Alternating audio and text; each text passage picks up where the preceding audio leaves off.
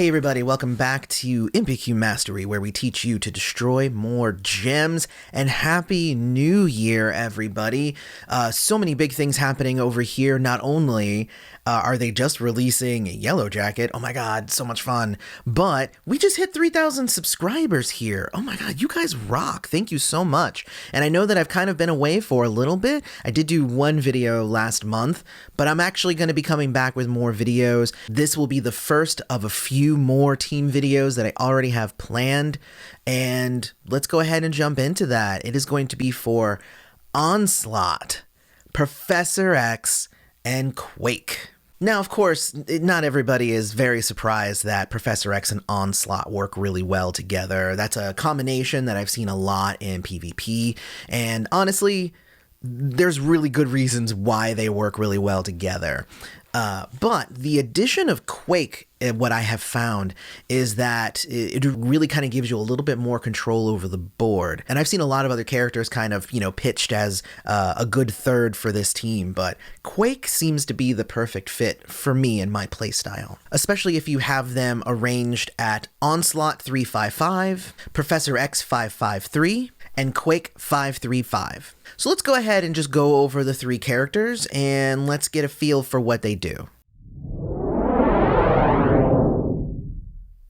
Let's start with Onslaught. He is the newest of the characters in this team, and I was actually really happy when he got added because his abilities are kind of bonkers. I actually really love them. His purple power is called Astral Projection. It sends him invisible for a little bit. He throws some trap tiles on the board, and when either team matches those trap tiles, he stops being invisible and he puts an attack tile on the board.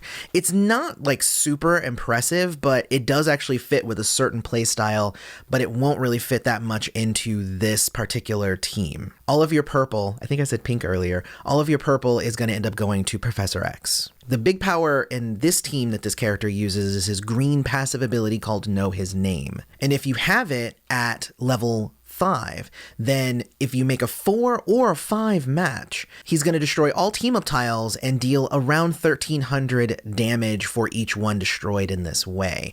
This is crucial to how kind of this whole thing works with this team, and it's a passive ability, so get that up. His last power is a blue power. It's called Psychic Blast. And what it does is, and it's actually kind of a more unique power, it takes a cross, so an up and down, a column row, if you will, and it takes any of the enemy's strongest color and turns it to their weakest color. And if there are any enemy special tiles there, then it will deal extra damage because it'll be changing those. So, I mean, that's pretty much what it does. It changes colors of tiles, which is really great, especially, again, in this particular team. You will end up splitting the blue AP between this power and Quake. So yes, you will use this one sometimes, but you might also use Quake sometimes as well. Going to Professor X now, his blue power is called Signal Boost, and it is my favorite power ever.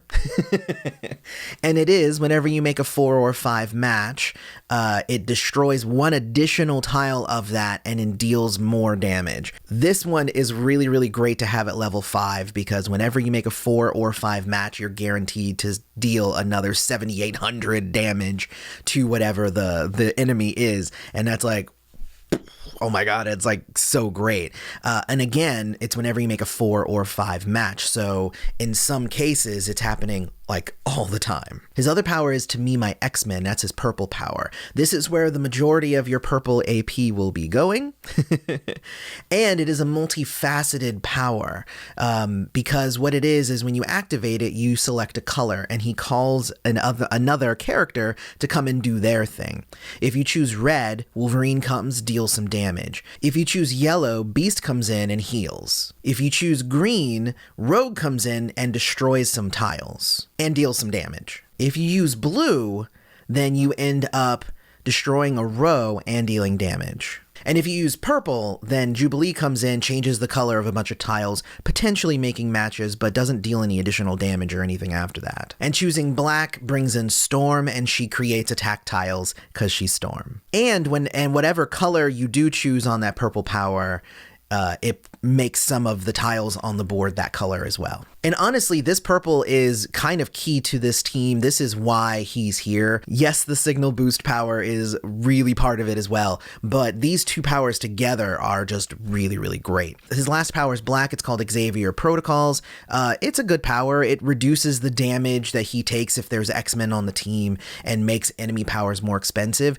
It's not super crucial, so that's why I say definitely have it at 553. So there you go. And like I said, trying to find a third to go along with these two was kind of important because you wanted somebody who was going to contribute to the overall synergy of kind of controlling the board, but also, you know, complement with a little bit more damage and whatnot, because neither of them are dealing a ton of damage without secondary passive effects. So you want somebody who's going to come in and deal some damage. So what I ended up finding was that Quake was an amazing third.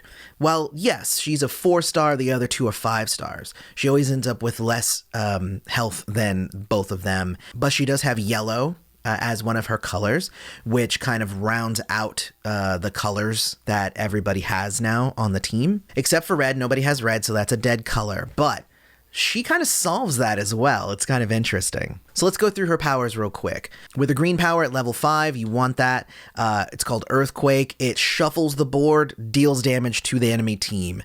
Pretty straightforward. Unlike other board shuffle abilities that some other characters have, it doesn't necessarily guarantee a match, but I would say at least half of the time it does set you up for a 4 or 5 match when it's done. So it actually works out really well, obviously knowing the powers of the other two characters. Her yellow power is called Coordinated Tactics, and basically it just reduces the damage that your team takes to area effect attacks.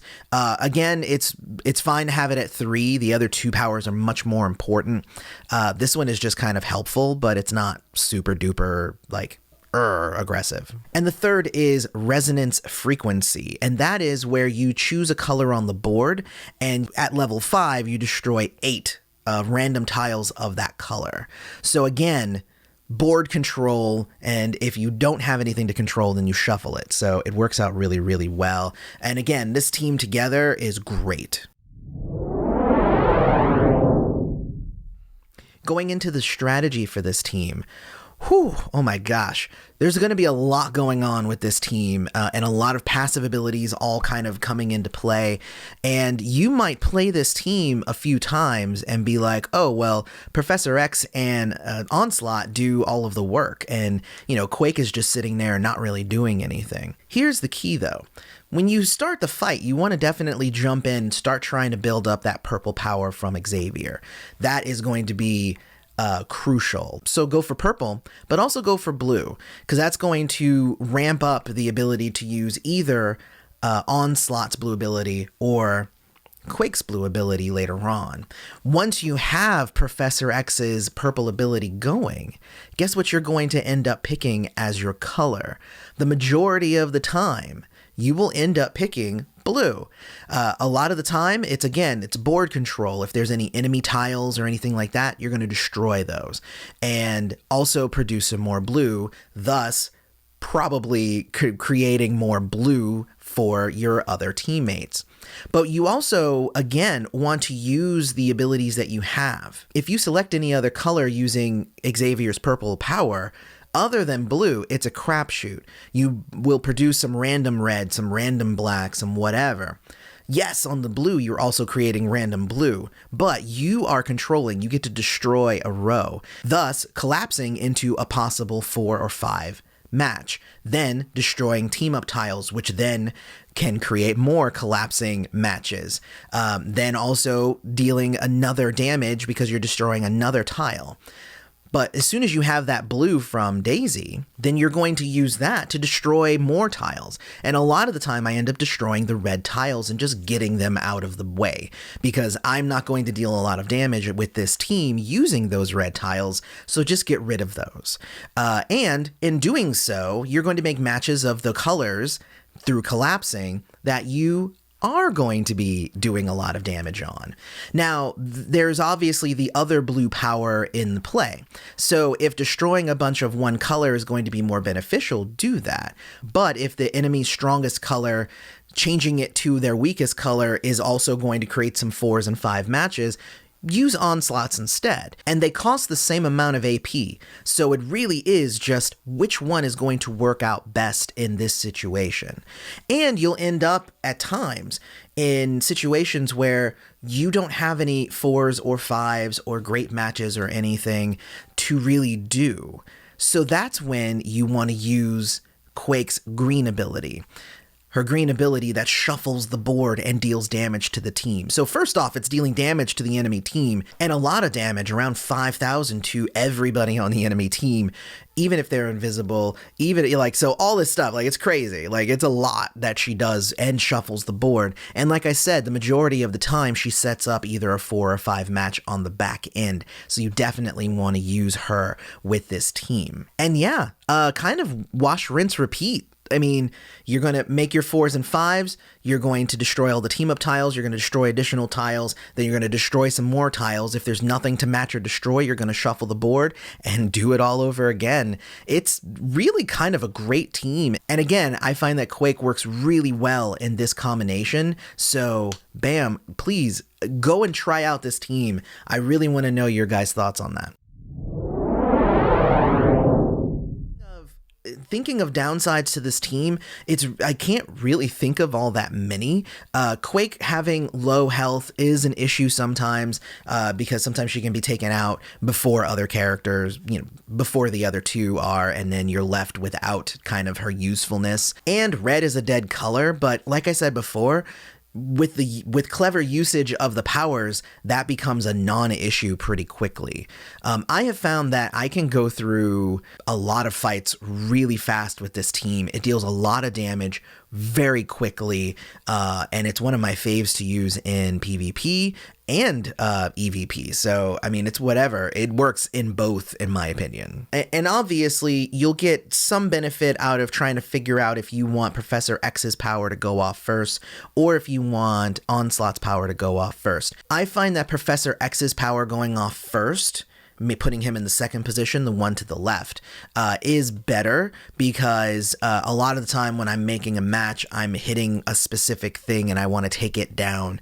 Whereas depending upon the number of team up tiles, you might only weaken it and then waste the big hit after the fact. So that's a little bit of weird strategy there. You'll have to feel that one out for yourself. I prefer Professor X's to go off before Onslaught's. But yeah, definitely go ahead and check out this team. Try it out. Let me know what you guys think. Let's talk about it down in the comments. If you would switch out any characters, let me know who you might switch out and what would be the benefit of that. Otherwise, don't forget to hit like, subscribe to the channel, hit the bell. Feel free to become a YouTube member if you would like to see a lot more videos like this coming at you. It definitely helps out and incentivizes. So, otherwise, thank you for coming to MPQ Mastery. Go destroy some gems.